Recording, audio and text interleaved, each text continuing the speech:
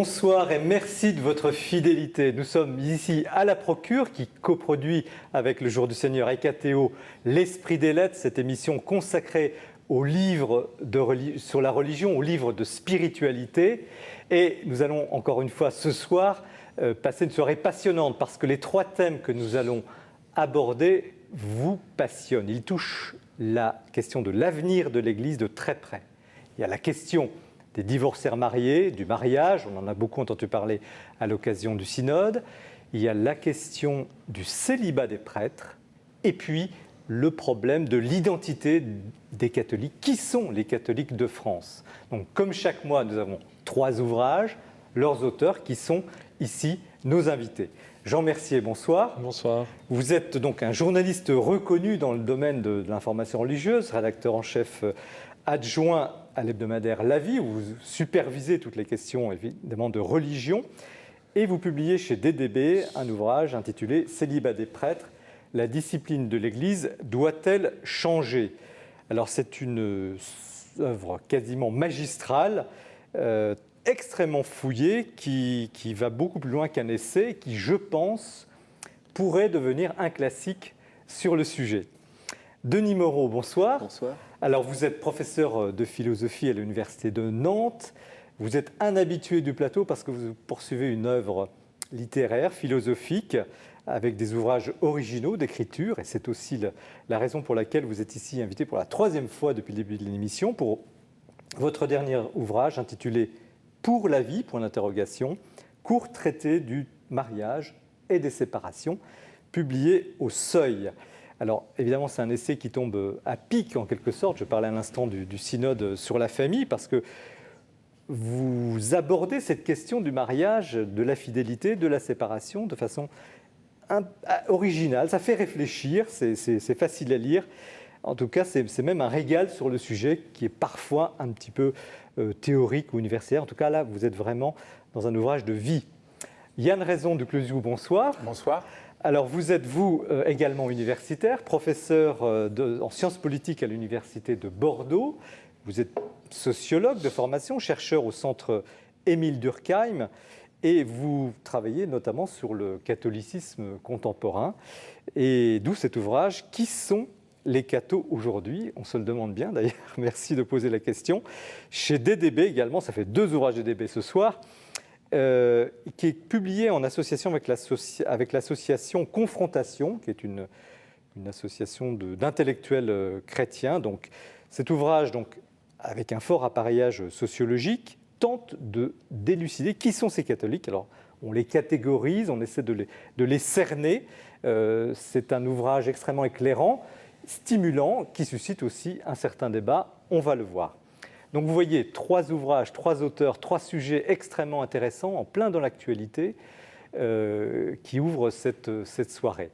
Nous poursuivons avec Jean-François Rode, comme chaque mois, qui présente l'actualité du libraire. Donc Jean-François Rode, ancien directeur de la Procure, qui nous dresse le panorama de l'actualité du libraire.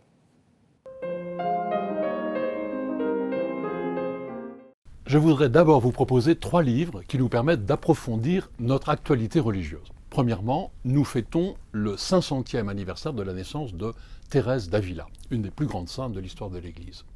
Voici Atlas, Thérèse d'Avila, Aventurer sa vie, du père Carme Didier-Marie Gollet.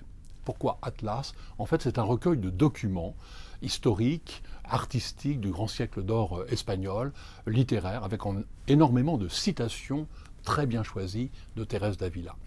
Cela nous permet de rencontrer une femme exceptionnelle qui était à la fois contemplative et femme d'action, qui était une immense mystique et un théologien docteur de l'Église.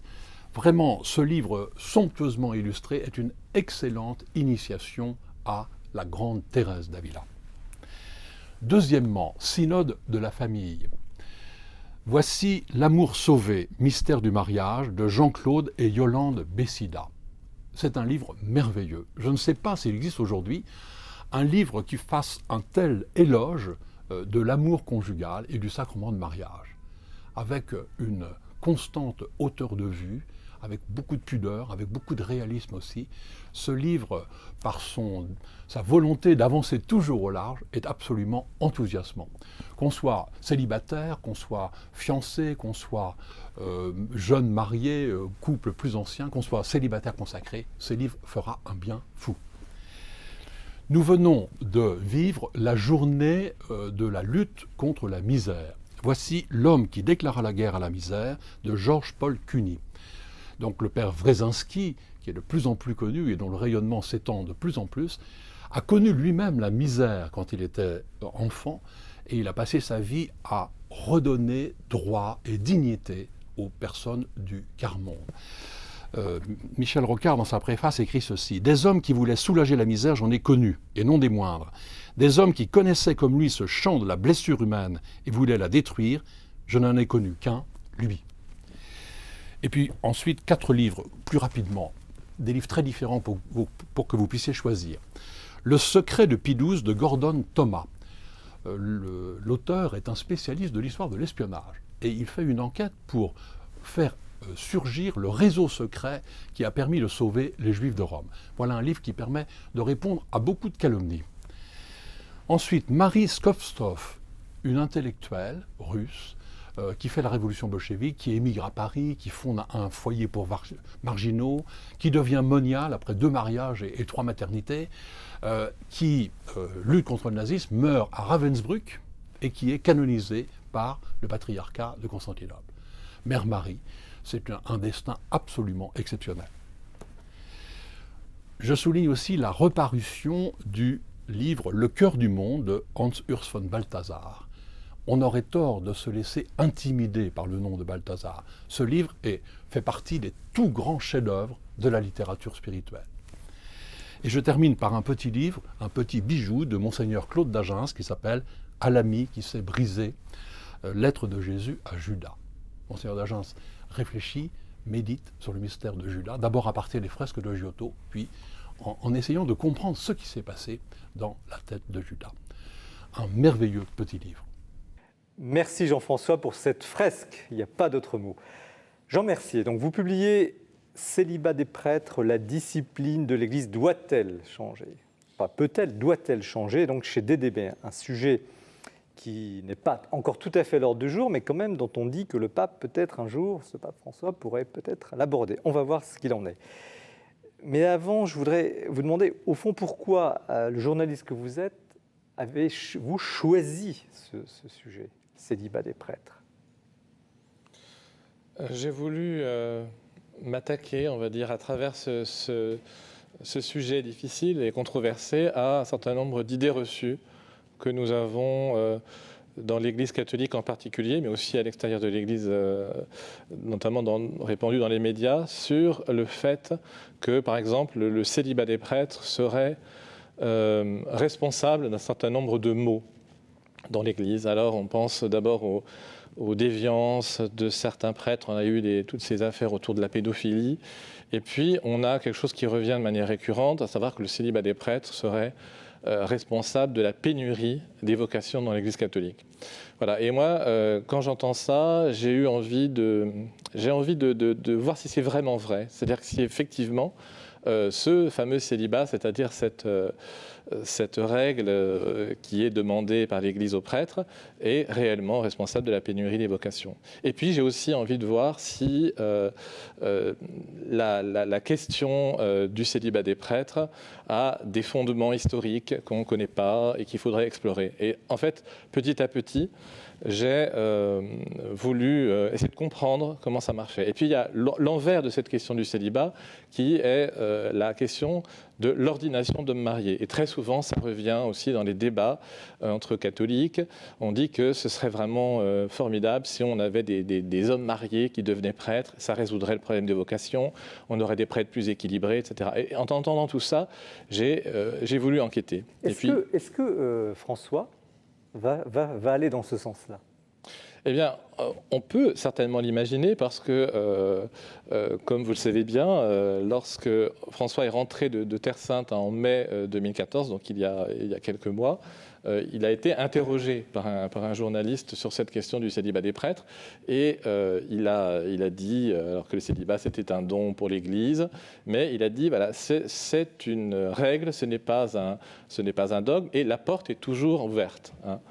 Et alors, quand j'entends ça, je ne sais pas trop en fait ce que le pape veut dire, mais j'interprète ces paroles comme certainement de sa part une volonté de réouvrir ce débat, ce sujet qui n'a jamais été vraiment abordé par Jean-Paul II ou Benoît XVI, ou si ce n'est pour systématiquement rappeler la règle du célibat.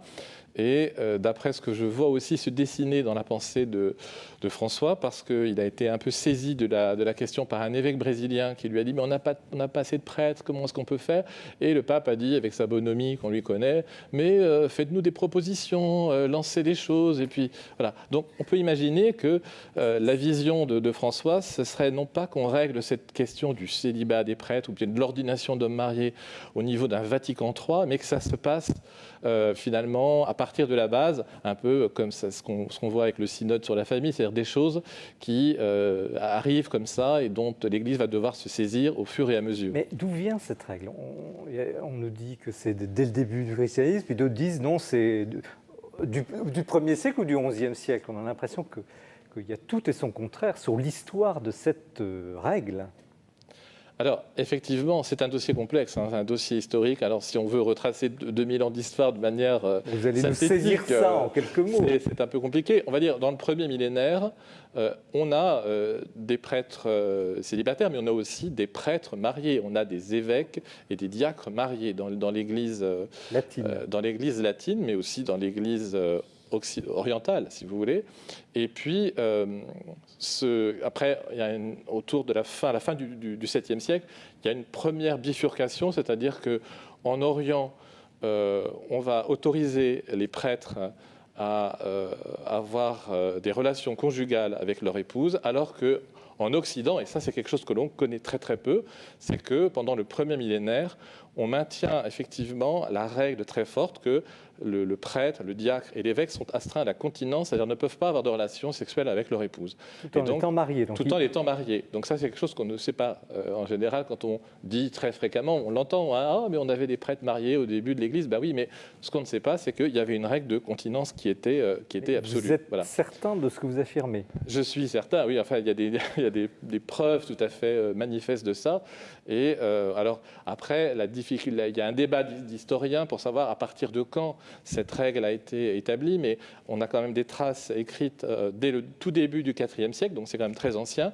Et il ne semble pas que lorsque les premiers synodes, les premiers conciles ont rappelé cette règle, il ne semble pas que ça a été vraiment une nouveauté. Pour les gens, il n'y avait pas vraiment de débat. On a rappelé qu'ils étaient astreints à la continence, et ça semblait vraiment poser de problème à personne. Mais à un moment donné, l'Église latine décide et dit plus de mariage. Donc oui, alors effectivement, au fil d'un millénaire, ça devient compliqué de tenir cette règle parce que, en fait, les prêtres continuaient à vivre avec leurs épouses. Avec leur épouse, pardon. Ils n'avaient pas le droit de se séparer d'elle. Alors, parfois, dans certains cas, certains évêques, ils avaient une cour épiscopale autour d'eux, donc là, la femme, elle était un petit peu mise de côté. Parfois. D'ailleurs, il y a des passages assez cocasses. Mais oui, parce qu'il y a des histoires autour de ça. Et donc, on est arrivé à des situations qui étaient quand même assez difficiles. Et puis, le gros problème de l'Église, on va dire, de la fin du premier millénaire, c'est qu'elle est de plus en plus sous la coupe des puissances féodales, des puissances politiques, et très souvent, on va instrumentaliser la possibilité d'ordonner des hommes mariés pour ordonner des notables, pour ordonner des puissants, et en faire des prêtres, des évêques, enfin... Et contrôler l'ensemble du système ecclésial. Et donc, au début du second millénaire, au XIe siècle, il y a une série de papes, dont le premier est un pape né en France, né en Alsace, Léon IX, et donc, et puis qui va en fait être suivi par le fameux pape Grégoire VII, et donc qui a donné son nom à la réforme de l'Église, la réforme grégorienne. On va vraiment essayer de purifier l'Église de tout un tas d'abus, et en particulier, le pape Grégoire VII considère que le fait que les prêtres aient des épouses, finalement, ça corrompt, parce que ça fait un mélange entre le pouvoir temporel et le pouvoir spirituel.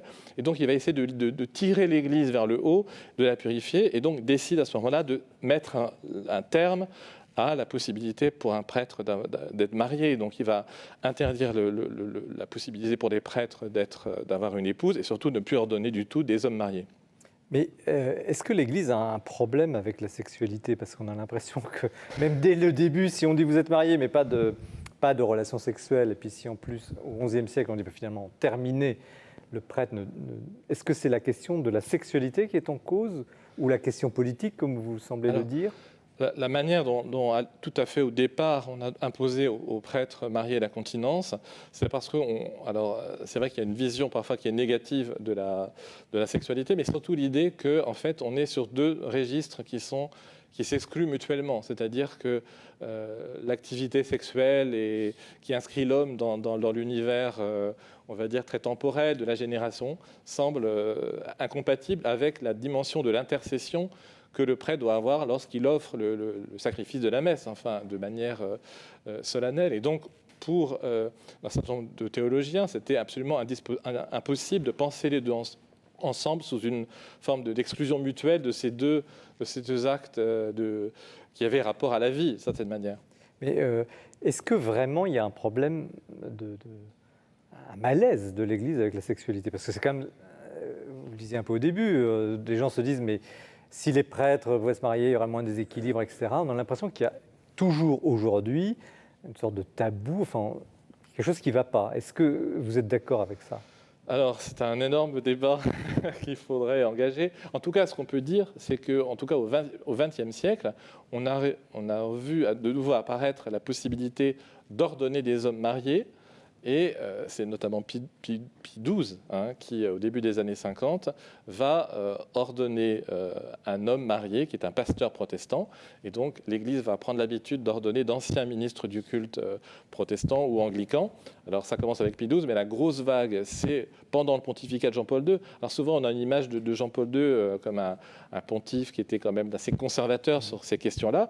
Mais Jean-Paul II va accepter, et avec Joseph Ratzinger, qui est à l'époque le préfet de la Congrégation pour la doctrine de la foi, ils vont intégrer dans le corps du sacerdotal un certain nombre d'hommes mariés. Il y en a à peu près 300, 400, on ne sait pas exactement. Dans l'Église latine aujourd'hui. Dans l'Église latine aujourd'hui. Et ces prêtres-là ont la possibilité d'avoir usage de leur mariage.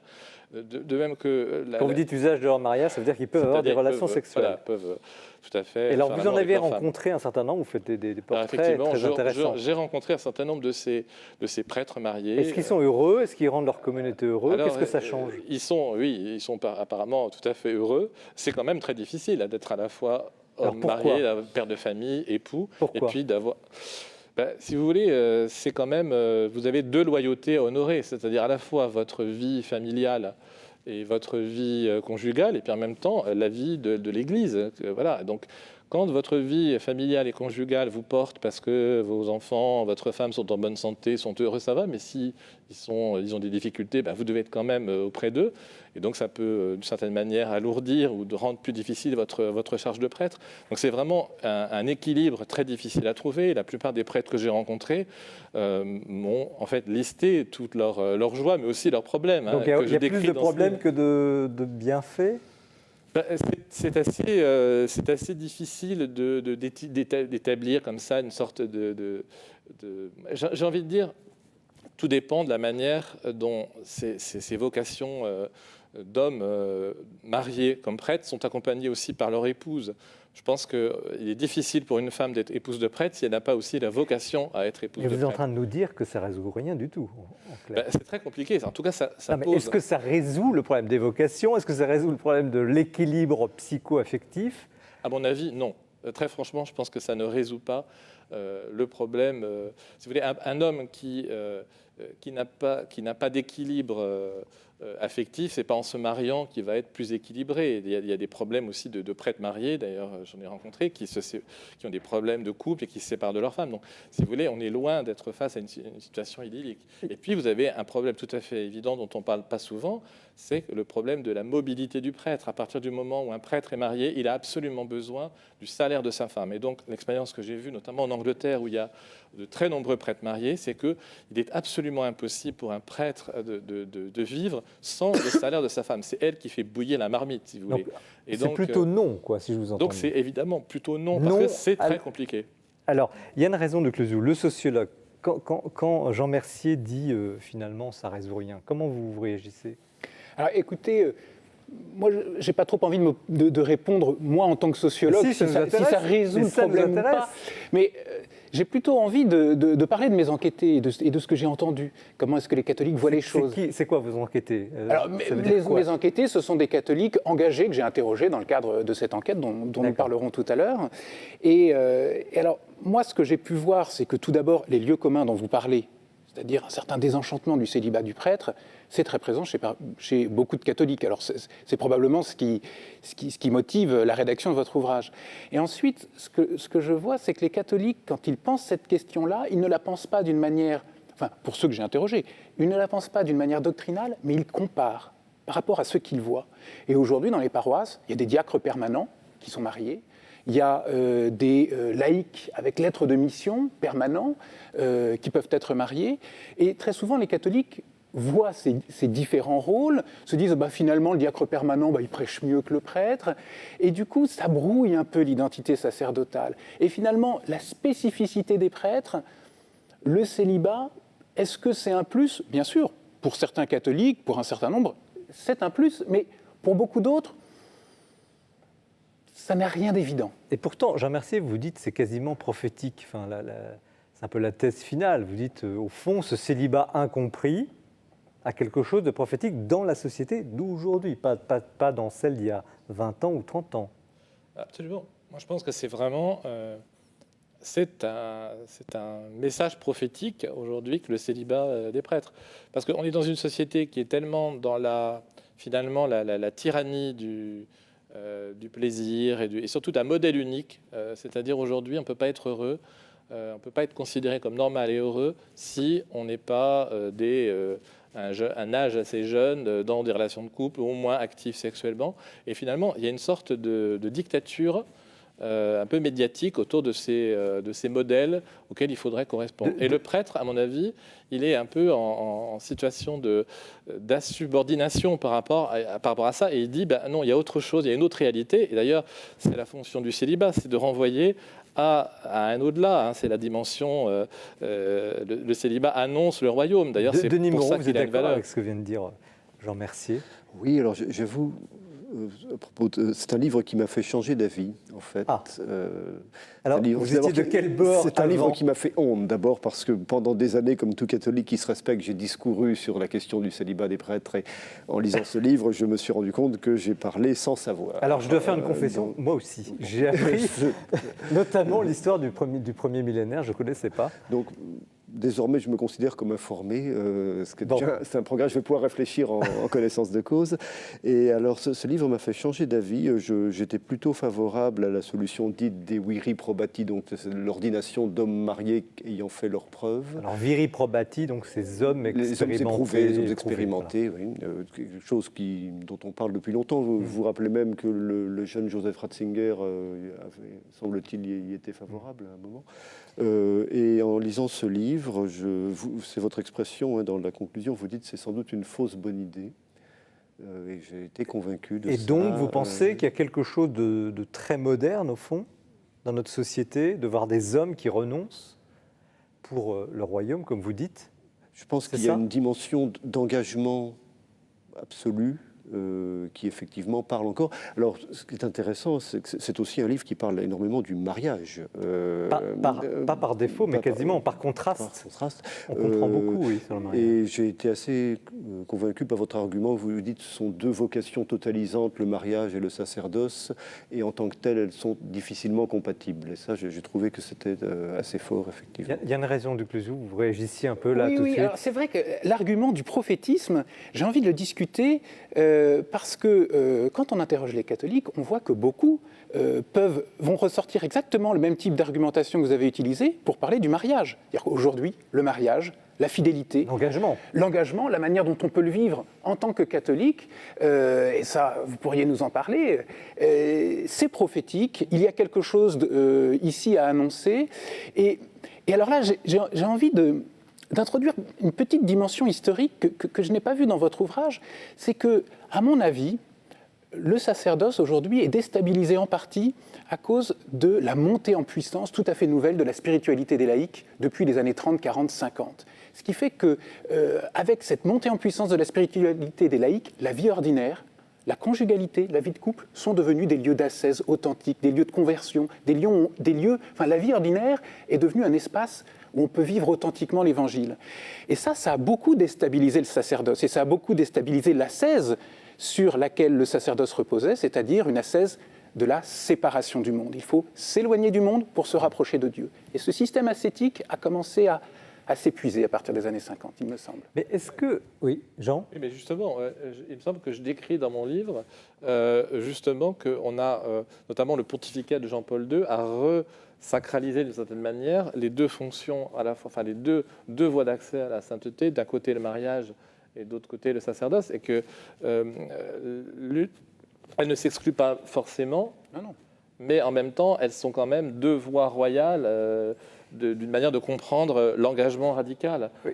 Et quelque part, historiquement, il me semble qu'il y a eu un basculement qui s'est fait justement avec le pontificat de Jean-Paul II, où par rapport à ce que disait justement Pie XII sur il dénigrait un petit peu le mariage pour valoriser le sacerdoce, avec Jean-Paul II, on est dans une toute autre manière d'aborder le sujet. Oui, mais est-ce que ce n'est pas au détriment, ce que vous disiez justement, un affadissement de l'identité du sacerdoce ? Pas forcément. Je pense que les deux se répondent, d'une certaine manière, oui, mais il n'y a pas un déséquilibre de numéros.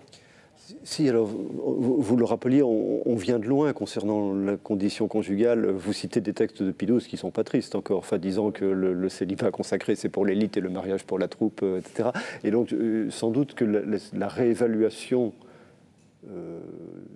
du mariage opéré par Jean-Paul II, dont vous parlez très bien, qui n'a pas pour corrélat une dévaluation du sacerdoce, jamais dans les... Mais ça crée une difficulté au sens où, effectivement, la fonction sacerdotale perd un peu de son aura, me semble-t-il. Est-ce qu'on n'y va pas quand même, de toute façon, à l'abolition du célibat, franchement ? Est-ce que, même avec toute la force de ce livre, qui dit non, au fond, qui avec des raisons, explique que ce n'est pas forcément la solution. Est-ce que le vent de l'histoire ne va pas vers l'abolition du célibat des prêtres ? Ça dépend, le vent de l'histoire, effectivement, la pression de la sécularisation, en tout cas, et peut-être une vision, on va dire, fonctionnaire du prêtre, pourrait nous faire aller dans ce sens-là. Je pense que, pour ma part, rien ne serait plus grave de se dire qu'on va se mettre à ordonner des laïcs qui sont de bons laïcs, simplement pour boucher les trous de la pastorale ou parce qu'on est face à une sorte de pénurie. Et du coup, il serait, à mon avis, illusoire de penser qu'on peut transformer un bon laïc méritant en bon prêtre. Parce que je pense que Dieu, enfin l'Esprit Saint, travaille le cœur des gens dans un sens différent pour en faire un laïc avec des responsabilités ou un marié, et puis un prêtre au service de l'Église. Et je pense que là, on est sur des perspectives qui deviennent très spirituelles et qui sont très profondes. Et que l'idée qu'on va... et ça, on le rencontre très souvent dans la zone germanique, où les gens, ils payent l'impôt ecclésiastique, donc ils s'attendent à avoir monsieur le curé voilà, dans le clocher où ils habitent. Donc dans une vision un peu fonctionnalisée. Et donc ils disent, on n'a qu'à ordonner des hommes mariés qui sont si formidables, et on leur donne un peu de théologie pour les mettre à niveau, et hop, ça fait des prêtres. Il y a une raison d'Église où on va vers selon vous, de ce que vous sentez. Écoutez, je ne sais pas, mais à mon avis, moi, ce que j'ai vu chez pas mal d'enquêtés, c'est qu'il y a quand même aujourd'hui une très forte valorisation de la vie religieuse, de la vie contemplative. Et en revanche, une certaine dévalorisation du sacerdoce. J'entends par là les prêtres diocésains. Et du coup, j'ai l'impression qu'il y a une certaine sacralisation de la charge sacerdotale qui se déplace de manière exclusive vers la vie religieuse, et qu'en revanche, c'est vrai qu'un certain nombre de catholiques se satisferaient de fonctionnaires du culte pour faire vivre les paroisses. Et cette préoccupation, elle est très importante, de faire vivre les paroisses. Denis Moreau, alors vous étiez de l'avis justement des gens qui disaient on va y aller vers l'abolition du célibat, et puis maintenant vous diriez non. Alors oui. Quel est le sens de l'histoire ? Alors ça, je ne sais pas. Je vous pose la question, vous êtes philosophe. Je suis philosophe et je ne connais pas le sens de l'histoire. Maintenant, je pense que l'histoire est un fracas plein de bruit et de fureur et qui ne signifie pas grand-chose. Vous allez nous aider à discerner. Alors, dites-nous, comment vous voyez cette évolution ? Est-ce qu'au fond, elle est inéluctable, ou est-ce que justement un livre comme ça montre qu'on est en train de prendre conscience finalement de la valeur du célibat sacerdotal ? Non, je pense que de toute façon, rien n'est jamais inéluctable. Et à la lecture de ce livre, je me dis ce serait dommage, ce serait céder à des effets de mode, la pression du monde, une insistance de la société pour renier quelque chose qui est profondément partie prenante de l'identité catholique, me semble-t-il. Et en ce sens-là, enfin, alors évidemment, on voit bien, il y a toujours un certain esprit du monde qui demande à l'Église de renoncer à être elle-même et qui, le jour où l'Église n'affirmera plus rien de proprement catholique, alors on considérera qu'elle a achevé son évolution. Mais il me semble que dans le célibat des prêtres, il reste quelque chose de proprement catholique, de profondément prophétique, qui parle et qui interpelle encore. Et en ce sens-là, ce livre m'a donné envie de le défendre.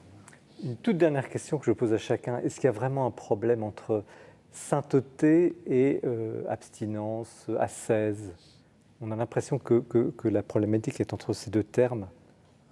Mais la sainteté, elle est plénière, non? Oui, c'est-à-dire que je crois qu'il ne faut pas voir le célibat comme la privation du sexe. C'est-à-dire si on ramène ça à ça, c'est absolument désastreux. La plupart des prêtres que j'ai interrogés, des jeunes prêtres, me disent mais moi je ne suis pas célibataire parce que je considère que le sexe c'est pas bien. Au contraire, j'ai eu un moment, j'ai vraiment pensé à me marier, etc. Mais j'ai renoncé à cette histoire-là parce que j'ai répondu à un appel plus grand. Et donc la vision spirituelle autour du célibat et théologique, c'est parce que quelque part on est dans le prêtre qui choisit d'être prêtre, il va être dans une identification au Christ qui est énorme, qui est très très forte, et du coup le Christ est lui-même célibataire, donc on est dans des rapports d'identité extrêmement forts, donc ça dépasse largement ces questions de la sexualité, et d'ailleurs c'est ce qui explique que des hommes qui ont pu être mariés, avoir eu des petites copines, décident de rentrer au séminaire et vivent un célibat heureux, parce que quelque part ils sont entrés dans une autre dimension qui a permis de dépasser ces questions autour de soi-disant de la frustration sexuelle, mais je crois que c'est un peu voir les choses par le petit bout de la lorgnette. Et moi je crois qu'il y a une dimension qu'on voit assez mal parfois dans le catholicisme, c'est que ce célibat, alors il a vraiment, je crois, imprégné, sans qu'on s'en rende forcément compte, la spiritualité catholique. Parce que pour moi, le prêtre, c'est pas une sorte de surhomme parce qu'il est ascète ou parce qu'il sait maîtriser ses pulsions, renoncer. Non, je crois que le prêtre nous apprend quelque chose, une leçon fondamentale dans l'ordre de la grâce. Hein. C'est-à-dire, moi je dis dans mon livre, c'est un surpauvre, hein, c'est pas un surhomme, c'est un surpauvre, c'est un mendiant de la grâce. Et quelque part, il nous apprend à nous tous les baptisés, qu'on soit mariés ou pas, qu'on vit radicalement de la grâce et qu'on ne peut vivre que par ça, et en étant complètement donné. C'est ça, on rejoint l'importance de la sainteté. Qu'est-ce que c'est que la sainteté? C'est de donner le moins de résistance possible à la grâce et se laisser complètement envahir par ça. Et je pense que dans la spiritualité catholique, on a vraiment reçu cette richesse spirituelle que des prêtres ont formée à travers notamment des figures magnifiques, pour justement nous faire rentrer dans cette intelligence, cette compréhension de la grâce. Merci Jean Mercier. Vous êtes très convaincant, c'est quasiment un plaidoyer. Effectivement, en tout cas, il est argumenté, il est très construit. Le célibat des prêtres, la discipline de l'Église doit-elle changer? Chez DDB. Et puis nous poursuivons ce passionnant débat. Ça va faire une liaison très, très naturelle avec l'ouvrage de Denis Moreau sur la question du couple, de l'engagement, de la fidélité. Mais François Maillot, que vous avez l'habitude de voir habituellement, plutôt sur la petite rubrique L'actualité du libraire, a choisi ce soir de nous présenter le coup de cœur. C'est donc qu'il a dégodé quelque chose d'assez important.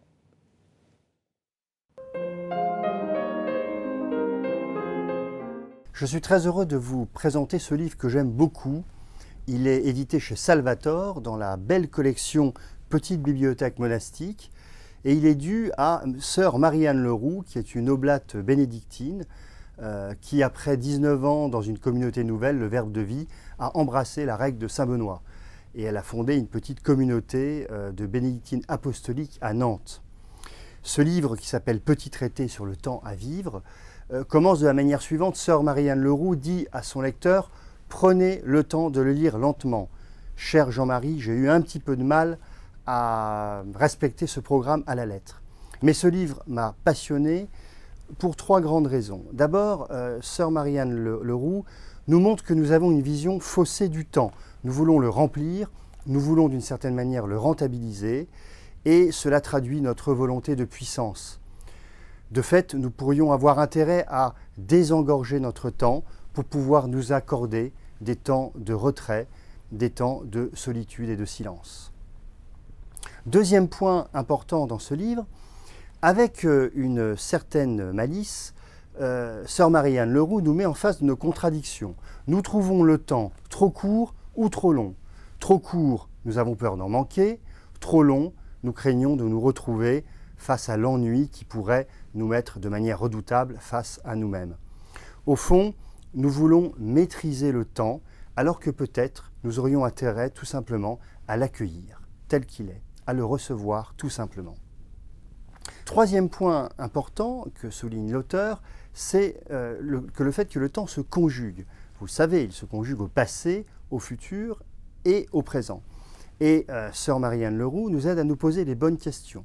Avec notre passé, est-ce que nous sommes dans un rapport de ressentiment, d'excès, ou est-ce que nous sommes tout simplement dans une relation pacifiée?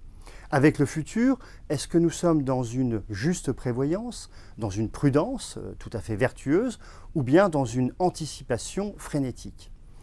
Au fond, le seul temps qui compte, c'est le temps présent, c'est le temps effectivement du lâcher-prise, mais c'est aussi le temps du discernement et de la conversion. C'est au fond le temps de l'accueil de l'Esprit Saint et de l'accueil de Dieu en nous. Vous voyez que ce petit livre pose de grandes questions. Je suis certain que vous aurez un grand plaisir à le lire et en tout cas que vous ne perdrez pas votre temps avec sœur Marie-Anne Leroux. Merci François, effectivement. C'est une belle méditation sur le temps. En tout cas, nous avons ici le temps, et on rend grâce à Cathéo de nous le donner, de prendre le temps de parler, d'approfondir des livres, de les lire, et ça, c'est extrêmement précieux. Alors, Denis Moreau, vous êtes professeur de philosophie universitaire, et puis vous avez cette vie, cette écriture très, très particulière. Vous êtes aussi passionné de rock, on en avait déjà parlé sur ce plateau. Donc, une personnalité assez éclectique, originale, et vous vous lancez sur la question du mariage. Pour la vie, point d'interrogation, pour la vie, est-ce qu'on se marie pour la vie? Oui ou non? Court traité du mariage et des séparations, au seuil. Alors, vraiment, je me suis demandé, il y a le contexte du synode, on a parlé de ça tout à l'heure, à Rome, cette réunion sur la question de la famille, est-ce que l'Église avait évolué là-dessus? Il y a aussi un triptyque, c'est le troisième ouvrage, on ne va pas entrer dans les détails, mais c'est un peu le troisième tome d'un triptyque que vous écrivez. Ça se lit tout seul, hein, cela dit. Ça se lit tout C'est pas seul, la peine oui, d'avoir lu les évidemment. précédents pour... Et puis, il y a la panique, parce que il y a la panique.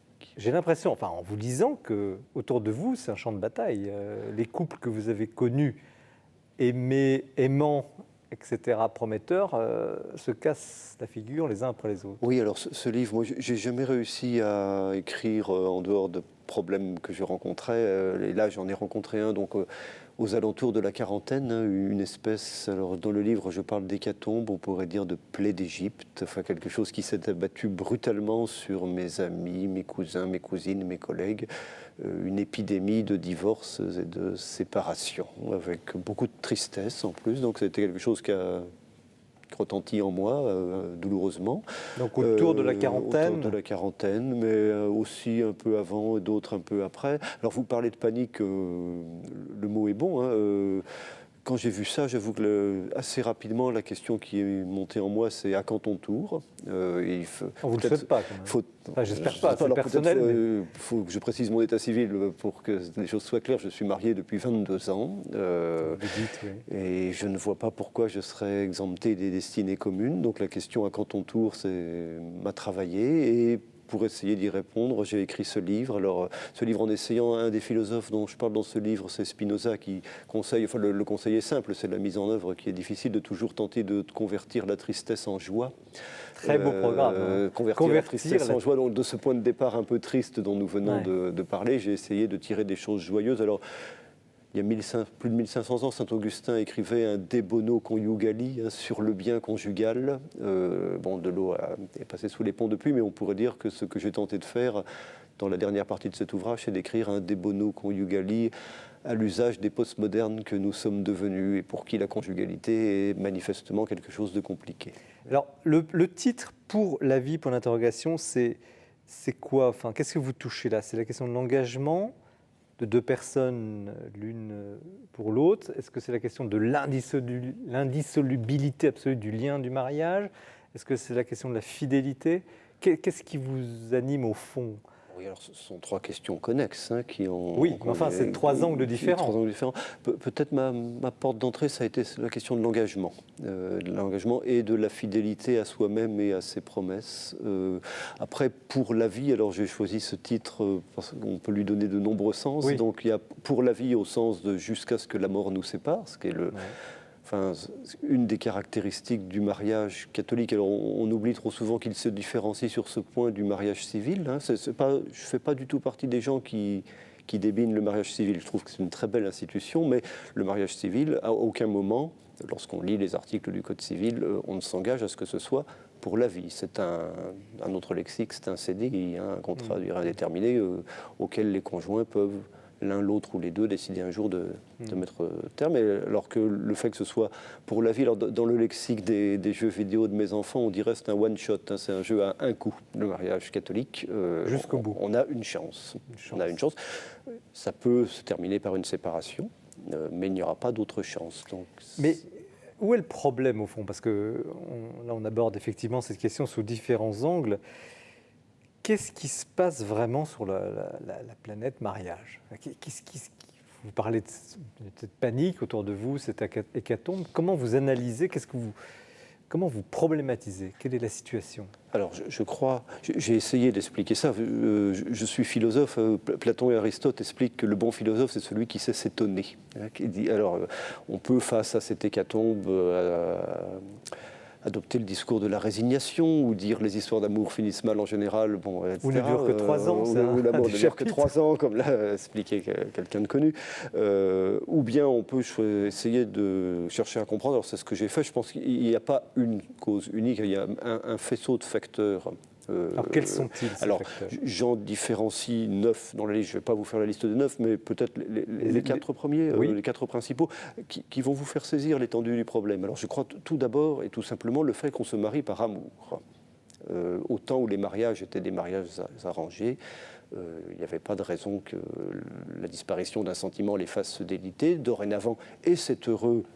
C'est heureux quand même. C'est heureux. C'est là que nous allons toucher le nœud du problème, c'est qu'une série d'évolutions en elles-mêmes positives, où moi je vois des progrès, ont pour contrepartie une fragilisation de la situation matrimoniale. Donc le fait que les gens se marient par amour, en fondant leur mariage sur l'amour, et même parfois ou souvent sur la passion, on sait que passion et amour sont des sentiments volatiles, combustibles, susceptibles de s'éroder. Donc si le mariage est fondé sur l'amour, le jour où l'amour n'y est plus, on peut dire on se sépare.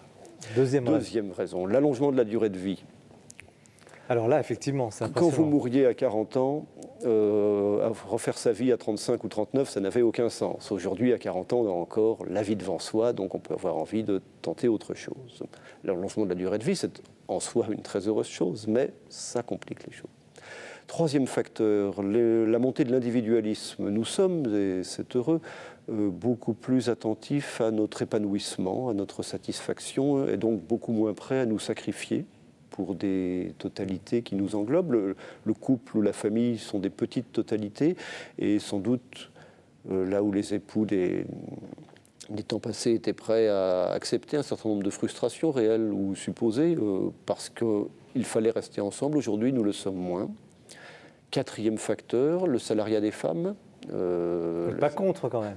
Je continue à dire que je ne parle ici que de choses qui sont, à mon avis, des progrès. Et donc, je sais, avec les deux faces de la pièce. Vous me taquinez. Je suis là pour ça. Qui sont, à mon avis, des progrès. Et donc, le salariat des femmes est évidemment un progrès. Il faut rappeler que c'est très récent. Ce n'est que depuis les années 60 qu'en France, une femme peut exercer une activité salariée sans l'autorisation de son mari. Mais ça confère évidemment aux femmes, dans une certaine mesure, la liberté de pouvoir quitter le foyer lorsqu'elles le souhaitent. Alors, ces réponses sont très intéressantes, mais Est-ce qu'il y a d'autres facteurs qui sont plus subtils, qui rongeraient le mariage de l'intérieur? Parce que ce que vous dites là, c'est assez objectif, c'est une analyse. Est-ce qu'il y a des éléments peut-être plus spirituels, plus intérieurs? J'ai envie de vous dire le découragement. Le découragement, je crois que nous baissons peut-être vite les bras. Alors, si vous voulez bien, je vais vous parler de mon expérience, si vous le permettez. Je vous en prie. Je fais le parallèle entre les époux et les mystiques. Les mystiques, parfois, disent avoir traversé des nuits de la foi. C'est une expérience assez commune chez les mystiques. C'est-à-dire que de l'engagement initial, de l'appétit qu'ils avaient, ne reste plus rien. Et c'est la nuit. Je crois qu'il y a des nuits de l'amour. Moi, j'en ai traversé une. Il n'y avait plus rien. Il n'y avait plus rien. J'étais découragé, j'ai été tenté de baisser les bras. Je ne l'ai pas fait parce que je suis catholique et que je savais que je m'étais engagé une seule fois, pour une seule fois, et qu'elle était d'autant plus précieuse de ce point de vue-là. Voilà, alors c'est absolument pas pour me donner en modèle. Je conçois bien qu'il y a des tas de situations... Mais vous en êtes sorti? Ouais. Donc on peut en sortir. Donc on peut en sortir. C'est ça que je voulais dire. Je conçois bien qu'il y a des tas de situations où la séparation est envisageable, salvatrice et même nécessaire. Donc, mais je pense aussi que d'une braise peut renaître un brasier et que ça vaut peut-être la peine de ne pas scier trop vite à la base nos amours d'apparence morte quand un peu de patience pourrait leur donner une chance de refleurir. Alors il y a un mot que vous utilisez, que vous osez écrire, philosophe, c'est le diable. Vous vous dites carrément que, et oui, si le diable, est-ce que le diable ne serait pas derrière la partie? Qu'est-ce que vous voulez dire par là? Alors, ce livre est paru il y a un peu plus de 2 mois. Je commence à avoir des retours de lecteurs. Ça n'est pas ce qui passe le mieux. Oui, effectivement, d'où le sens de ma question. Alors, je vais essayer de me réexpliquer sur ce sujet-là. Il faudrait que vous oubliez tout ce que vous croyez déjà savoir. Je parle ici aux spectateurs. Tout ce que vous croyez déjà savoir sur le diable. Donc, vous éjectez le barbichu avec sa fourche dans son pantalon moulant, ça n'est pas de ça que je parle. Vous éjectez tous les films d'exorcisme, de possession avec vocifération épouvantable, etc. Ça n'est pas de ça que je parle. Et vous revenez à l'étymologie. L'étymologie, o diabolos, en grec, c'est ce qui divise, ce qui désunit, ce qui apporte la division. Et donc, il me semble qu'on peut dire que là où de la division est à l'œuvre, le diable, compris comme ce qui apporte la division, est à l'œuvre. Or, c'est une évidence qu'aujourd'hui, dans les couples, des puissances de division extrêmement violentes sont à l'œuvre. C'est ce que je propose d'appeler le diable. En tant que philosophe, je m'arrête là. Après, est-ce qu'il faut voir dans ce diable dont je parle simplement une personnification d'un ensemble de facteurs comme ceux dont je viens de parler, donc une façon de les personnifier? Ou bien est-ce qu'il faut se dire que le diable, alors un cran plus loin, est une personne, c'est-à-dire un être intelligent, acharné à nous détruire et à détruire ce qu'il y a de bon et de beau dans nos vies? Ça, en tant que philosophe, je suspends mon jugement, je ne sais pas. En attendant, alors le philosophe continue parce que il y a quasiment des visions. Alors vous empruntez à Spinoza, Malebranche. On va pas, c'est pas une émission de philosophie, mais est-ce que la philosophie peut quelque chose dans une histoire d'amour, au fond, entre un homme et une femme, qui va bien ou qui va moins bien? Alors écoutez, si je ne pensais pas que oui, je changerais de métier. C'est assez clair. Je pense que alors, la philosophie, entendue au sens très large, oui, bien comme entendu, la réflexion, prendre le temps de réfléchir à ce qu'on fait, essayer de se donner les moyens de faire correctement ce qu'on fait en se demandant ce qu'il est bon qu'on fasse, a évidemment sa place dans une histoire d'amour. Je ne dis surtout pas que c'est toute l'histoire d'amour. Je ne pense pas qu'on puisse décider d'être amoureux, qu'en revanche, il y ait des façons d'entretenir l'amour, de nourrir l'amour, de réfléchir l'amour, et que la philosophie ait quelque chose à dire là-dessus, ça je le pense, oui, vraiment. Alors, comment vous réagissez, Yann Raison de Closiou, je ne sais pas si vous êtes marié ou pas, enfin, comment ce livre vous... Alors, c'est un livre que j'ai trouvé tout à fait passionnant, très original, et pour moi c'est vraiment un témoignage aussi d'une certaine situation de beaucoup de catholiques. C'est-à-dire qu'ils sont confrontés à des situations autour d'eux tristes, tragiques, à des valeurs de la société qui ne sont pas les leurs, et en même temps, qui ne se sentent pas extérieurs à la société, mais qui savent parfaitement qu'eux aussi, ce sont des catholiques, mais ce sont des Français, ce sont des hommes d'une époque, et eux aussi ils peuvent être traversés par les mêmes doutes que les non-catholiques.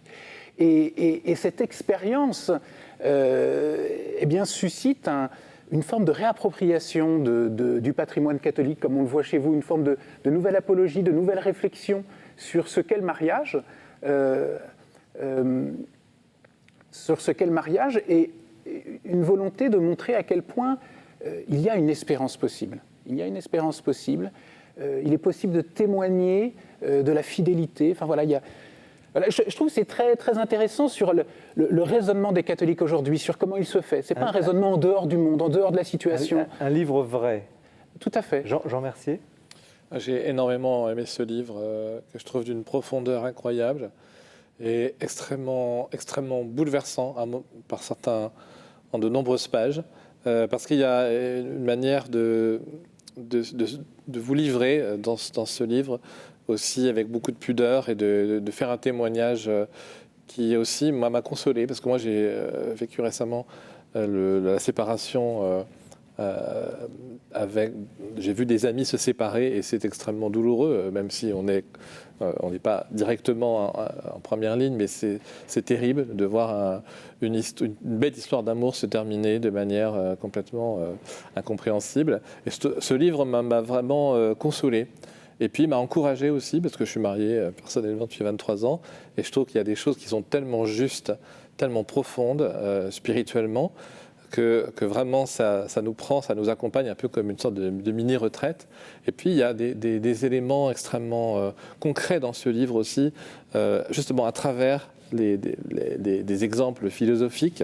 C'est là que je vois que Denis Moreau j'aurais aimé l'avoir comme prof de philo, parce qu'il arrive à nous montrer le côté extrêmement utile de la philosophie, notamment cette image que vous prenez à Descartes, quand on est dans une forêt perdue, et alors ça ne sert à rien de faire 100 mètres dans un sens, puis 100 mètres dans un autre, puis 100 mètres encore en revenant sur ses pas, parce qu'après on est perdu. Alors qu'est-ce qu'il faut faire ? Il faut la solution que donne Descartes, c'est d'avancer droit devant soi en prenant un cap et en tenant le cap qu'on s'était fixé. Et alors après, Denis Moreau montre combien il faut faire ça aussi dans le cadre du mariage, parce que parfois on est perdu effectivement un moment peut-être dans une histoire d'amour, et il faut continuer à avancer, c'est-à-dire à être fidèle à la promesse qu'on a donnée un jour, et on sait qu'un jour, si on avance droit devant, on sortira de la forêt comme Descartes le prenait avec cette image. Et je pense que ce livre a cette puissance de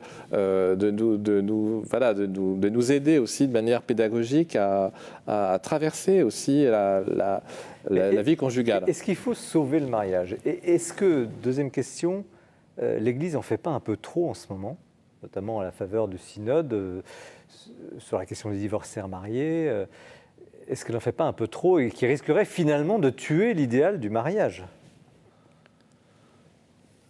Est-ce qu'elle n'en fait pas un peu trop ? Alors d'abord, comme elle en a longtemps fait pas assez, on peut dire qu'elle se rattrape. On peut repenser au texte de Pilouse dont on parlait tout à l'heure. Non, je ne crois pas qu'elle en fasse un peu trop, parce que je pense que c'est quand même, à l'évidence, quelque chose de très menacé. Oui, mais quand l'Église elle-même dit on pourrait faciliter les annulations dites de mariage, enfin, annulation du lien de mariage, on pourrait permettre à certains divorcés mariés de communier. Est-ce que les gens perçoivent, se disent mais au fond le mariage est un peu dévalorisé, y compris dans l'institution, non ? Je ne crois pas. Enfin, moi, sur les questions techniques, les reconnaissances de nullité, etc., je n'ai pas d'avis en tant que philosophe, mais il me semble que l'idée centrale du synode, ça a été quand même de remettre au cœur du dispositif la famille, et dans la famille, le mariage. Alors qu'après, il y a des problèmes, comme on dit, pastoraux qui se posent avec le monde contemporain, c'est très clair, il faut les prendre en compte. Mais il me semble qu'on est quand même plutôt depuis au moins Jean-Paul II, et de ce point de vue-là, Benoît XVI et François sont sur la lancée dans une période de réévaluation du mariage. Moi, quand je vois le livre de de Denis Moreau, je me dis, mais en fait, c'est ça le programme du synode, au fond. On aurait dû l'envoyer avant. Absolument. Parce qu'au fond, c'est comment tenir dans la fidélité avec un certain nombre avec une réflexion profonde, et puis je pense qu'il y a notamment, Denis Moreau vous dressez la liste de toutes les choses que l'État républicain devrait faire pour au moins faire qu'il y ait un peu moins de divorces, un peu moins de drames, et d'accompagner dans la durée des couples qui pourraient peut-être traverser des épreuves, si au moins on était autour d'eux. Bon, je pense que, pour revenir à cette question autour de l'Église, le synode a beaucoup parlé des divorcés mariés, mais c'est vrai que la question de la prévention, et à mon avis, ce livre est vraiment un outil de prévention, justement, de la séparation conjugale ou de la souffrance conjugale.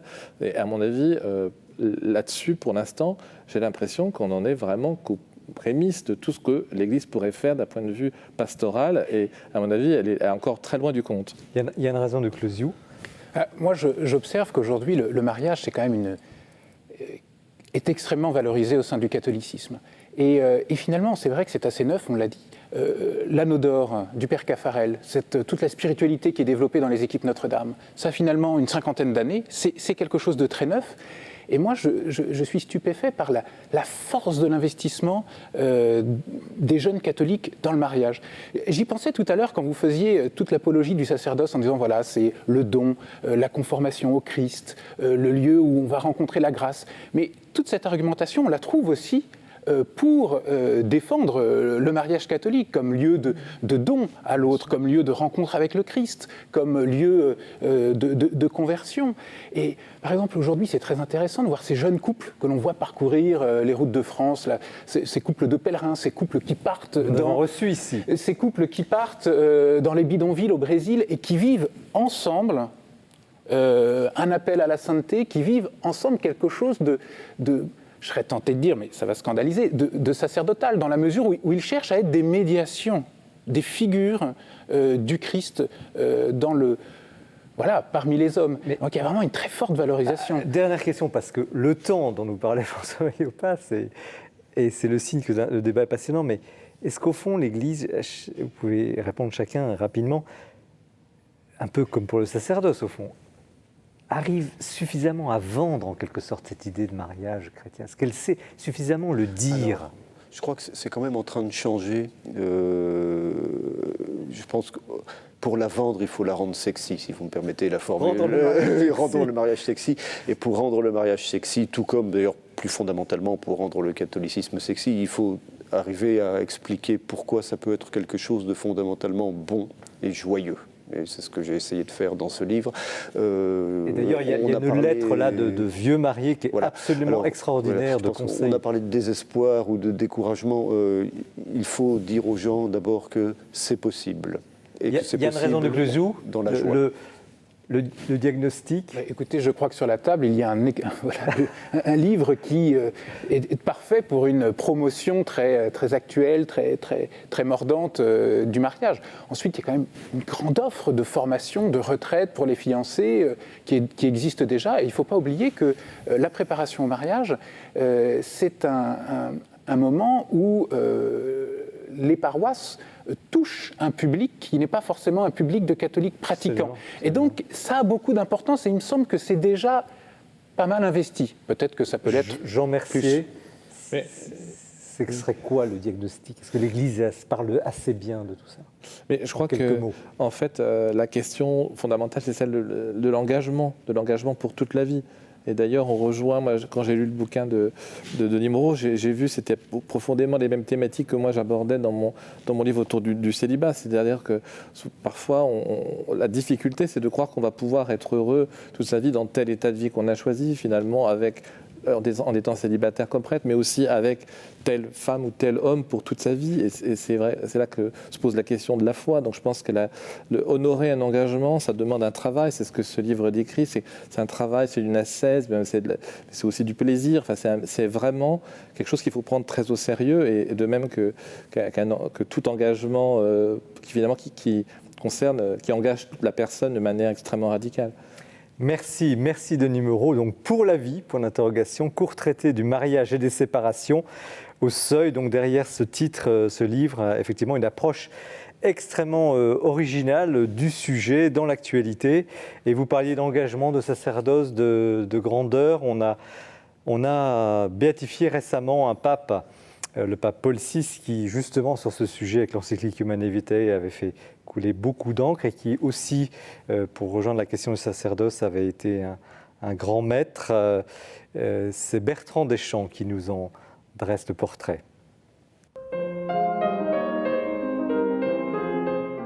Le 19 octobre dernier, sur la place Saint-Pierre, Paul VI a été béatifié. Pape de 1963 à 1978, il aura gouverné l'Église dans une période de tempête, une crise et des bouleversements profonds que, pourtant, rien ne laissait présager. Moins populaire que Jean XXIII, moins charismatique que Jean-Paul II, ce pape, souvent méconnu, incompris, presque oublié, mérite vraiment d'être redécouvert. Alors, il y a une actualité éditoriale. Les éditions Saint-Paul viennent de rééditer le livre en 2 parties du père Daniel Ange, Paul VI, un regard prophétique, et il y a une nouveauté chez Desclés Brouwer dans la collection des Petites Vies de Paul VI, fort bien faite d'ailleurs, de Christophe Héningue. Mais la seule vraie biographie de Paul VI, on la doit à Yves Chiron, Paul VI, le pape écartelé, un beau titre, qu'il avait d'abord publié chez Perrin en 1993 et qu'il vient de reprendre chez Via Romana. On y suit la trajectoire presque modèle d'un fils d'une famille bourgeoise de l'Italie du Nord qui va gravir tous les échelons de la diplomatie vaticane et de la curie romaine, et Monseigneur Montini sera le collaborateur le plus proche de Pie XII jusqu'en 1954 où il est transféré au siège prestigieux de Milan. Alors Paul VI a peu écrit, mais nous avons des volumes d'anthologie de ses interventions ou de conversations avec ses amis. Parmi eux, il y a eu Jean Guiton. Paul VI l'avait fait inviter au Concile Vatican II et ils ont poursuivi toute leur vie un dialogue, et Jean Guiton a laissé ce livre malicieux, Dialogue avec Paul VI, où on y découvre un Paul VI pétri de culture française, extrêmement admiratif de Bernanos, de Jacques Maritain ou du père de Lubac. Alors à la mort de Jean XXIII, il est presque naturellement élu pape et il va faire atterrir le concile. Mais l'Église qui devait sortir de Vatican II réconciliée avec le monde et la liberté religieuse est rattrapée par la crise politique, la guerre froide, le communisme et une crise morale profonde à travers les mouvements de mai 68 et qui se transforme même en crise intérieure.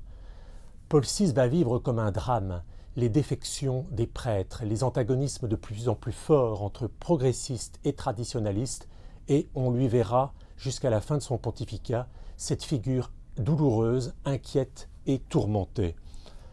Paul VI a été le premier pape à voyager hors d'Italie.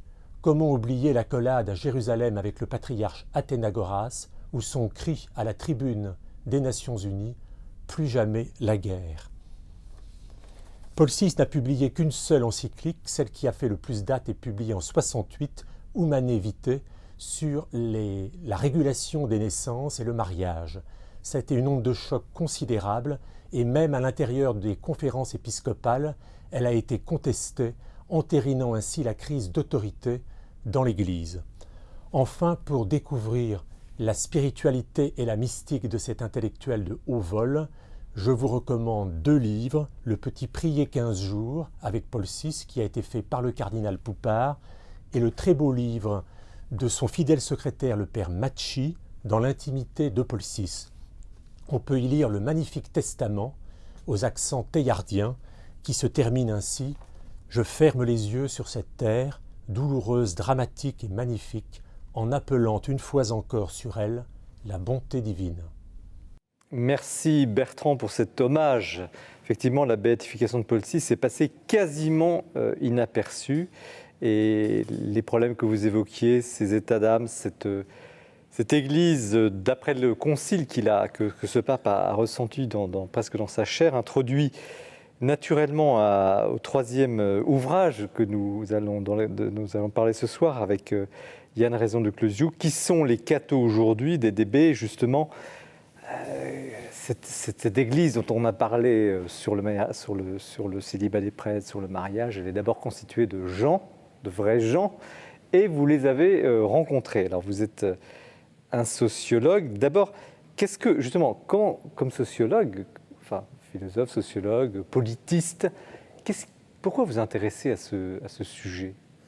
Alors écoutez, j'y suis venu un peu par hasard, je dois dire, puisque j'ai fait une thèse sur la crise de la vie religieuse et le rapport à l'engagement politique entre l'après-guerre et la fin des années 70. Donc on est là en plein dans cette période qu'on vient d'aborder à travers cette chronique, donc période de conflit. Et une fois ma thèse finie, j'étais un peu harassé par ce travail et puis on est venu me chercher, c'est l'association Confrontation qui est venue me chercher pour mener ce travail d'enquête qui avait déjà été commencé, entre autres par Jacques Lagroix, un sociologue dont j'étais très proche et qui est décédé. Donc je suis venu un petit peu continuer son travail et travailler non plus sur les années 50, 60, 70, mais travailler sur les catholiques aujourd'hui. Alors, qu'est-ce que c'est que cette association Confrontation ? Alors, Confrontation, c'est une association qui a été créée dans les années 70 à la suite de l'implosion du Centre catholique des intellectuels français, qui, comme un certain nombre d'institutions catholiques dans les années 70, a un peu mal vécu la crise et les divisions de cette période. Et René Raymond et d'autres ont voulu créer une nouvelle forme d'association réunissant des intellectuels catholiques pour confronter la foi avec les questions de société. Alors si on creuse, si on se lance dans un travail comme ça, c'est qu'on considère qu'on connaît mal les catholiques d'aujourd'hui. C'est une planète connue, mais finalement pas tant que ça. Oui, je pense que c'est une planète très méconnue. Et on en a encore eu des preuves très récemment avec la Manif pour tous, qui dans les médias a toujours été traitée comme le mouvement des catholiques, comme... Voilà. Alors que c'est beaucoup plus compliqué que ça, alors que 40% des catholiques pratiquants se sont dit non hostiles à la loi Taubira. Alors, on peut mettre beaucoup d'attitudes là-dedans. Mais donc, on a un catholicisme très riche, je crois, très complexe, et trop souvent qu'on décrit d'une manière binaire et artificielle. Traditionnaliste, progressiste, catho de gauche, catho de droite. En fin de compte, on a un univers très complexe, avec des positions parfois assez surprenantes, qu'on n'attendrait pas. Qu'avez-vous découvert ? Alors, qu'est-ce que j'ai découvert ? Eh bien, tout d'abord, on parle souvent de la crise de l'Église catholique. Eh bien, il me semble que ce qui fait crise dans l'Église catholique, c'est que les catholiques ne sont pas d'accord sur les causes de la crise. On a ceux qui considèrent que, ma foi, la cause de la crise, c'est le concile. On a ceux qui considèrent que la cause de la crise, c'est au contraire l'encyclique Humanae Vitae, dont on vient de parler, en 1968. On en a certains qui considèrent que Jean-Paul II et Benoît XVI, plutôt, on va les mettre dans le bon ordre, ont redressé la barre, ont commencé la sortie de crise, et d'autres qui pensent qu'au contraire, c'est un tournant conservateur qui a déçu, fané tout le renouveau des années conciliaires. Donc on a un vrai désaccord sur ce qu'est la crise, et le problème, c'est que ces différentes positions existent, mais ne sont jamais confrontés, parce qu'on a un univers catholique très complexe, très multiple, mais j'emploie cette métaphore, c'est un archipel. Souvent, les catholiques de diverses chapelles ne se croisent pas, ne discutent pas entre eux, et Vous pensez vraiment ? Et ont des caricatures les uns sur les autres. Oui, je crois. Et qu'est-ce qui vous le prouve quand même ? Les gens se rencontrent, les gens dans les paroisses, justement, une paroisse, c'est un lieu multiple. Alors, les paroisses étaient un lieu multiple, elles le sont encore à la campagne, mais si on prend les paroisses urbaines, on voit qu'aujourd'hui, il y a une très forte tendance à une recomposition affinitaire. Une recomposition affinitaire, c'est-à-dire qu'on ne va plus à la paroisse territoriale, la paroisse la plus proche de chez soi, mais on va à la messe qui fait du bien, à la messe qui correspond aux attentes que l'on a. Sauf que les attentes des catholiques à l'égard de la messe sont tout à fait multiples. Il y a ceux qui cherchent de la solennité, du silence, un certain sens du sacré. Il y a ceux qui cherchent un moment d'égalité, de fraternité, quelque chose de beaucoup plus horizontal. Il y a ceux qui attendent de la réflexion. Mais bon, une fois que vous avez dressé ce panorama, ces catégories, et alors ? Et alors, je dirais, la question, c'est pas à moi qu'il faut la poser. Vous allez dire, je suis sociologue, je m'arrête là. Mais oui, j'avoue. J'ai pas voulu, on est plusieurs à avoir travaillé à cet ouvrage, et on n'a pas voulu finir par un programme en 100 points ou en 10 points, ce que les évêques ou le pape doivent faire pour que ça aille mieux. Ça me paraîtrait extrêmement prétentieux, et ça me paraîtrait un peu sortir de mes compétences très modestes de sociologue. Au contraire, ce qu'on a voulu faire, c'est donner à penser. on soulève un certain nombre de choses, on cite énormément, enfin je cite beaucoup dans ce livre, et ça me semble intéressant que tout simplement les catholiques s'entendent, s'écoutent, de voir tout simplement ce qu'ils disent d'eux-mêmes. Comment vous avez travaillé pour mettre au point ce panel, hein? Vous avez rencontré je ne sais plus combien de... 177. 177, des entretiens donc dits qualitatifs, hein, vous parlez avec les gens. Comment vous avez établi ce panel? Parce que c'est quand même la clé de tout à fait. Alors, c'est un panel qui a une histoire, parce que au début, Confrontation avait voulu faire un audit un petit peu de l'Église de France, faire remonter un certain nombre de choses à partir d'un certain nombre d'associations amies. Et dans ce cas-là, on était dans un certain cercle d'associations catholiques, d'une certaine sensibilité. Mais précisément d'une certaine sensibilité, je dirais, c'est ceux que j'appelle un petit peu les conciliaires revendiqués, hein, qui sont très, très arrêtés sur les années du Concile et qui considèrent qu'il y a eu une certaine perte, hein, de l'esprit du Concile. Et puis finalement, le projet a évolué. Entre autres, moi, ça ne m'intéressait pas de faire remonter la parole d'un certain nombre d'associations. Je voulais qu'on s'intéresse à l'ensemble des catholiques. Donc on a fait des entretiens complémentaires en ciblant un peu les milieux, les univers. Et à partir du moment où, dans les entretiens, on avait des récits, si vous voulez, comme des ritournelles qui revenaient sans cesse, on se disait, bon bah là, on a saisi quelque chose, parce que ça n'est pas que le discours d'une personne, c'est une sensibilité collective qui s'exprime. Et donc ça a permis de cartographier un certain nombre de sensibilités. Bien sûr, ça n'est jamais exhaustif. Je propose un certain nombre de catégories de catholiques, c'est pour donner à penser, le réel est toujours plus complexe. Mais est-ce qu'il n'y a pas quand même une dynamique aujourd'hui? Vous avez évoqué à l'instant les jeunes de la Manif pour tous. Est-ce qu'il n'y a pas justement, et ce serait peut-être un des éléments critiques de ce travail, des catégories, même j'aime pas trop ce mot, qui l'emportent quand même aujourd'hui, qui sont un peu devant, qui sont leaders, qui sont les forces vives, comme on dit, et puis d'autres qui sont peut-être passées, enfin... et ça n'apparaît pas trop dans l'enquête. Oui. Vous faites votre travail, on comprend, vous expliquez qui pense quoi, mais au fond, où sont les dynamiques aujourd'hui dans l'Église de France? Alors, je comprends très bien ce que vous voulez dire. C'est-à-dire que certains m'ont dit, mais il n'y a pas assez de jeunes. Or, les jeunes sont l'avenir de l'Église. Oui, très bien. Mais sauf que la description que j'ai voulu faire, c'est l'Église aujourd'hui. L'Église aujourd'hui, et il ne faut pas oublier que la pyramide des âges est totalement inversée et que par conséquent, un certain nombre de sensibilités que l'on peut juger, ma foi, caduques ou qui vont passer, eh ben, elles sont encore dominantes. Et ça provoque des conflits. Dominantes? Numériquement, par exemple. Si vous voulez, les jeunes très observants, qui sont dans une réappropriation d'une identité. Pardon, ça veut dire quoi? Oui, observants, c'est-à-dire qui sont très attachés aux formes cultuelles d'expression de la foi. Cette jeunesse catholique, bien sûr, qu'elle gagne en visibilité, mais ça n'en reste pas moins une minorité au sein de l'Église. Et d'ailleurs, quand on écoute ces jeunes, très souvent, ils s'en plaignent. Ils disent oui, dans les paroisses, dans les conseils épiscopaux, ce sont les cathos de gauche, c'est les vieux, etc. Donc, vous voyez, je crois que c'est important de décrire un peu quantitativement pour montrer l'importance des différentes tendances, parce que ça permet de saisir des conflits qui se posent.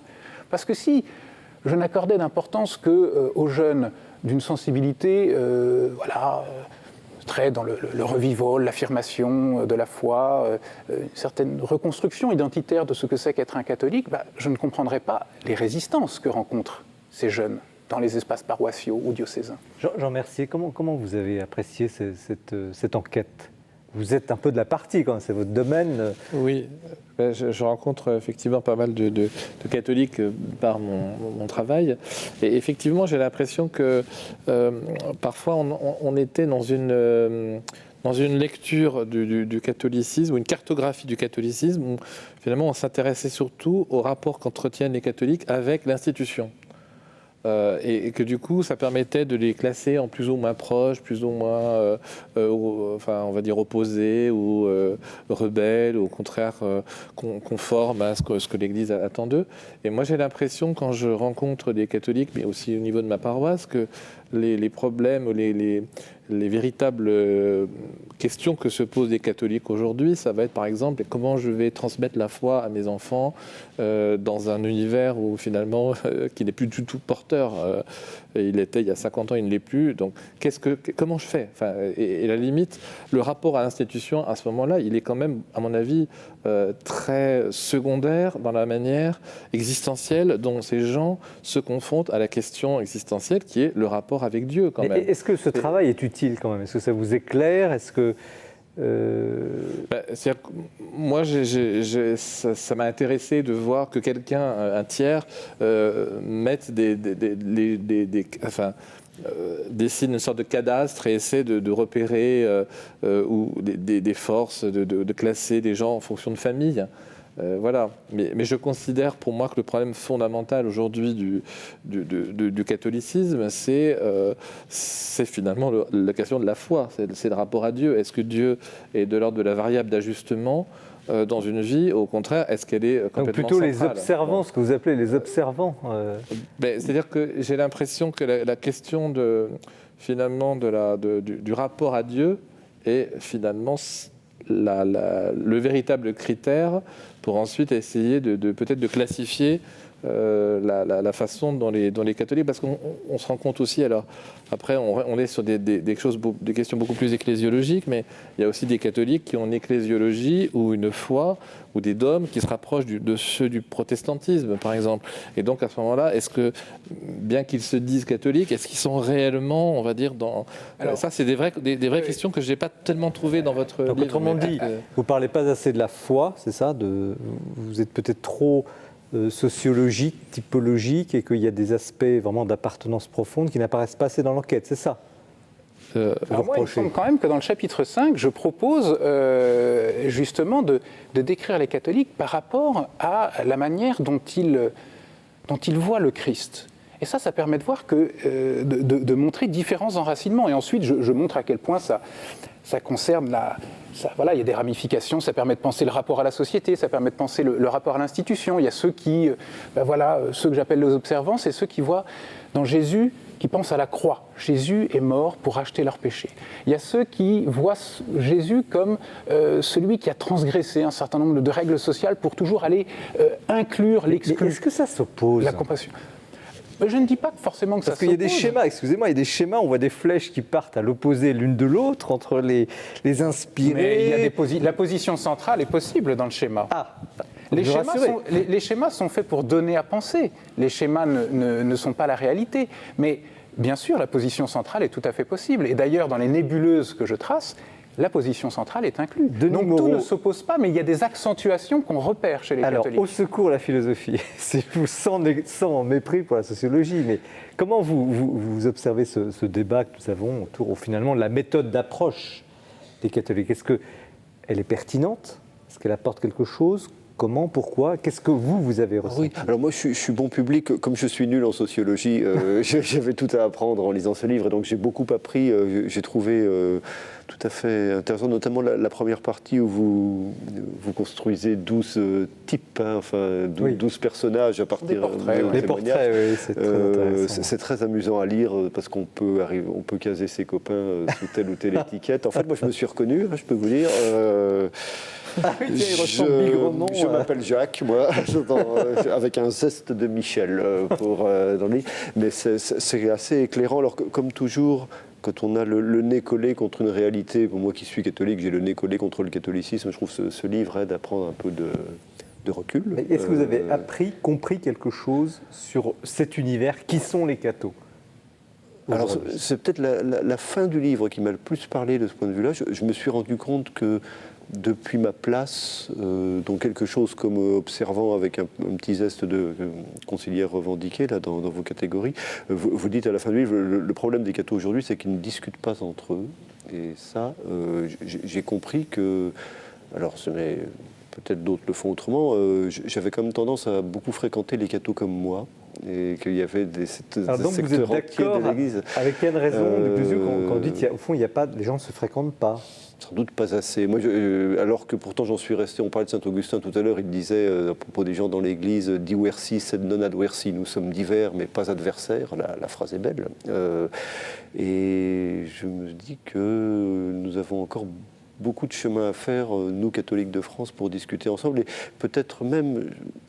Je pensais, depuis la manif pour tous, qui a quand même un peu durci les positions aussi, je me demande si non seulement nous ne discutons pas, mais en plus nous ne nous évitons pas un petit peu de temps en temps. Vous êtes d'accord, Jean Mercier, avec ça? Il y a un phénomène de clivage fort, là, depuis quelque temps.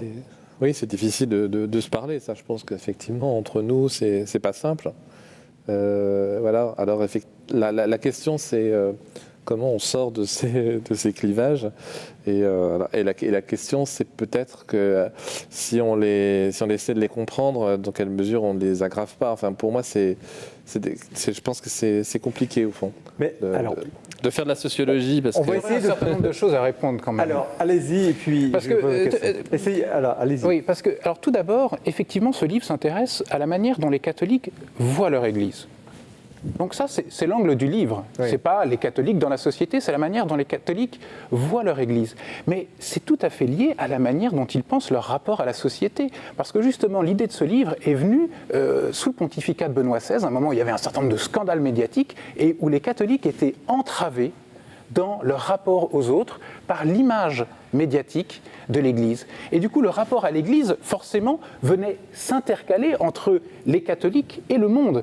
Et aujourd'hui, on voit il y a aussi cet effet-là avec le pape François. Donc je crois qu'il ne faut pas du tout opposer les deux, ça me semble assez artificiel.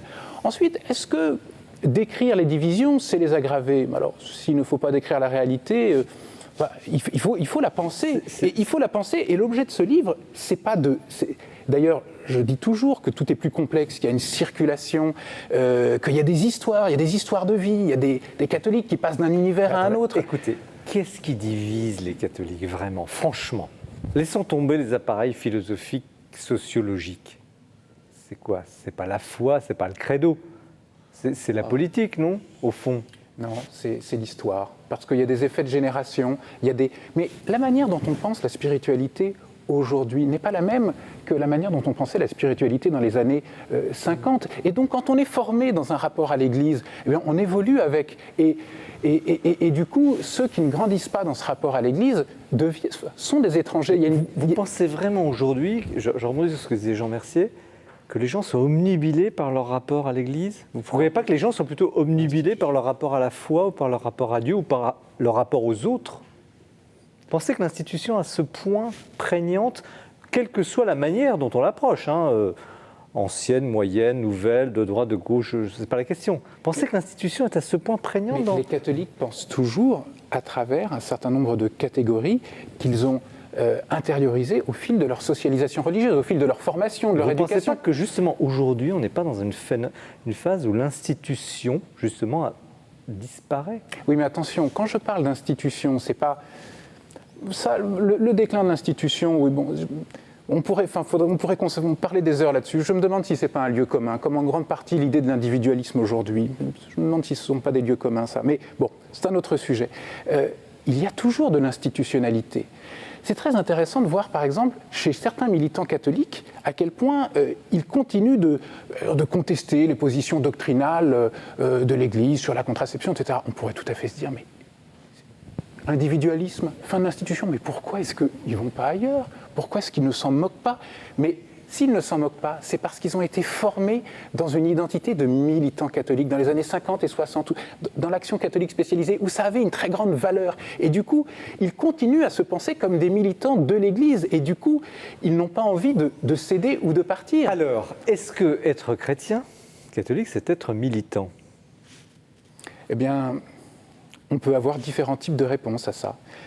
Oui, mais vous, qu'est-ce que vous en pensez? Alors, mais écoutez, moi, quelque chose qui m'intéresse, c'est un livre récent, je ne citerai pas l'auteur, il y a toute une critique des catholiques, de l'action catholique.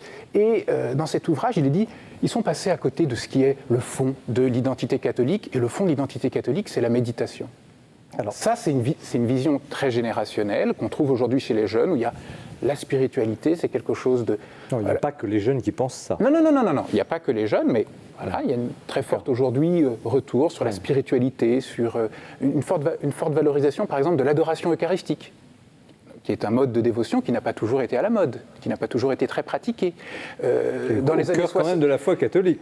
Non, mais dans les années 60, on a une très forte valorisation de Jésus Emmanuel, Dieu fait homme, et du coup, on va rejoindre le Christ parmi les autres. Nous sommes en 2014. Ouais. Je répète ma question. Au fond, qu'est-ce que c'est qu'être chrétien catholique?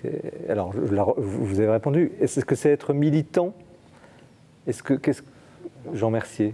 Et puis. Oui, c'est très compliqué parce que... C'est un peu le problème. Vous venez de l'exprimer très clairement en disant il y avait une appartenance militante. Aujourd'hui, on est plus une appartenance, disons, confessante. Aujourd'hui, il y a un retour à une forme très militante de catholicisme. Enfin, non, il n'y a pas un retour. Il y a une nouvelle forme de rapport militant au catholicisme qui se développe. Moi, je suis assez saisi quand j'entends, par exemple, chez un certain nombre de jeunes catholiques, mais pas seulement, c'est vrai, le discours sur une église de purs. Finalement, il y a un certain nombre de catholiques, un peu tièdes, un peu marginaux, ils vont partir, ils vont disparaître, et c'est pas plus mal, parce qu'on va se retrouver entre eux convaincus et ça va repartir. Vous n'exagérez pas un peu, là? C'est assez présent, et en plus, il y a une forme de mimétisme avec le pentecôtisme qui marche très bien. Moi, c'est bien le protestantisme, Jean Mercier. Oui, mais effectivement, ça m'arrive de pouvoir entendre ce discours-là, qui est effectivement pas toujours agréable, mais il est vrai aussi qu'il faudrait aussi peut-être être capable de redéfinir des critères de qu'est-ce que c'est être catholique aujourd'hui. Alors c'est toujours difficile de mettre des étiquettes ou d'enlever ou de dénier à quelqu'un le fait qu'il est catholique, mais c'est vrai que être catholique, c'est un corpus doctrinal qu'on ne peut pas finalement négliger. Donc si on est sur un certain nombre de points complètement en opposition avec ce corpus doctrinal, et si par ailleurs on a vraiment affaibli ses liens avec l'institution, dans quelle mesure finalement on peut revendiquer de dire une parole comme catholique? Et moi, c'est des questions parfois qui se posent à moi. Et effectivement, du coup, ça donne une prime à ceux qui se reconnaissent, eux, totalement dans le corpus doctrinal et puis dans les structures institutionnelles. Denis Moreau, est-ce qu'on est au fond dans un état de confusion aujourd'hui tel que c'est un peu la discussion. On a du mal à cerner au fond qu'est-ce que c'est que d'être catho, où sont les cathos, qu'est-ce qu'ils pensent, c'est un peu très intéressant aussi pour ça, ce débat. Ou est-ce que finalement tout ça a toujours été je pense que rien n'a vraiment changé? Il y a toujours eu des courants divers dans l'Église. Ça, c'est quand même pas très neuf. Alors, ce qui est neuf, c'est peut-être la place qu'on leur donne, mais ça va avec la médiatisation, etc. Moi, en vous écoutant, j'avais envie de citer les bons auteurs. Donc, Jésus-Christ, quand il dit il y a plusieurs demeures dans la maison du Père. Voilà, sur la question de la militance, moi, ça serait ma position. Ça, je ne fais pas partie des cathos militants. Ça ne me gêne pas qu'il y en ait. Et je conçois que ce soit deux façons différente de vivre son catholicisme. Ce qui me gêne plus, c'est quand un militant vient m'expliquer que je ne suis pas un bon catholique parce que je ne milite pas. Alors justement, comment ne pas donner de leçons? C'est la dernière question. Alors moi, en tant que sociologue, je suis parti de la... Ce qui m'a intéressé, c'est pourquoi est-ce que des gens se disent catholiques? Je ne suis pas théologien, je n'ai pas à dire, je n'ai pas à partir de la définition du catholicisme que donne l'Église. Mais pourquoi est-ce qu'ils se disent catholiques? Et ça me semble intéressant. Parce que si on commence à partir de ceux qui sont les plus conformes, on risque de ne pas très bien comprendre pourquoi il y a quand même un déclin numérique des catholiques. Donc c'est pour ça que c'est important de voir l'appropriation de l'identité. Et ce qui me frappe, justement, c'est des réactions typiques à mon livre, mais qui, à mon avis, illustrent aussi des tensions au sein du catholicisme, c'est que beaucoup de catholiques me disent « Ah oui, mais tu as inclus telle personne dans ta typologie, il n'est pas catholique. » Et ça, c'est un vrai problème entre catholiques aujourd'hui. Ils s'excluent et ne se reconnaissent pas comme des co-religionnaires. Ce qui montre bien qu'il y a un certain manque de dialogue quand même. Alors, vaste débat, c'était passionnant, merci à tous les trois. Donc, Yves Raison du Closiou, où sont les catholiques aujourd'hui? Qui sont les catholiques aujourd'hui? Vous voyez, lapsus révélateur. Qui sont les cathos aujourd'hui chez DDB? Donc, une enquête extrêmement précise, fouillée, sociologique. Hein. Voilà. Denis Moreau, Pour la vie, court traité du mariage et des séparations au seuil. Et puis Jean Mercier, Célibat des prêtres, la discipline de l'Église doit-elle changer? Chez DDB également. 3 ouvrages, vous l'avez dit au début, très actuels, qui éclairent beaucoup de débats. On l'a vu ce soir, que vous vivez en famille autour de vous, dans les paroisses. Et c'est aussi le rôle et la joie de vivre cette émission. Nous nous retrouvons dans un mois pour de nouveaux débats. Je vous souhaite une très belle fête de Toussaint, évidemment, et puis une très belle soirée. Merci de votre fidélité. Au revoir.